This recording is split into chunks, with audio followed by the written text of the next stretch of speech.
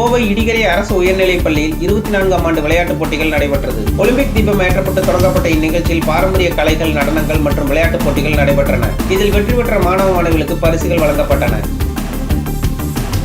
கோவை இடிகரையில் உள்ள அரசு உயர்நிலைப் பள்ளியில் 24ஆம் ஆண்டு விளையாட்டுப் போட்டிகள் நடைபெற்றது. இதற்கு பள்ளி தலைமை ஆசிரியர் ரங்கசாமி அனைவரையும் வரவேற்று பேசினார். CRI பம்ப்ஸ் மேனேஜர் சவுந்தரராஜன் தலைமை வகித்தார்.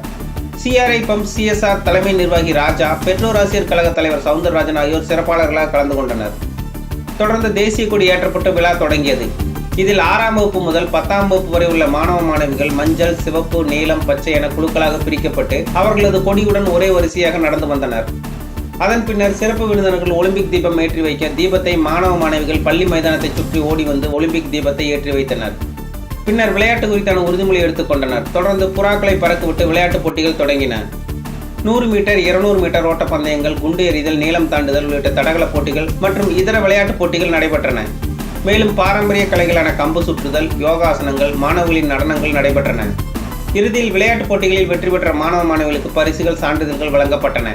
குறிப்பாக தனிநபர் போட்டிகளில் ஒட்டுமொத்த பதக்கங்களை பெற்ற மாணவ மாணவிகளுக்கு பாராட்டுகள் தெரிவிக்கப்பட்டது.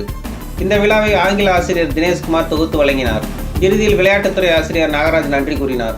இதில் பள்ளி மாணவ மாணவிகளின் பெற்றோர்கள், பள்ளி மேலாண்மை குழுவினர், முன்னாள் மாணவர்கள் உட்பட பலர் கலந்து கொண்டனர்.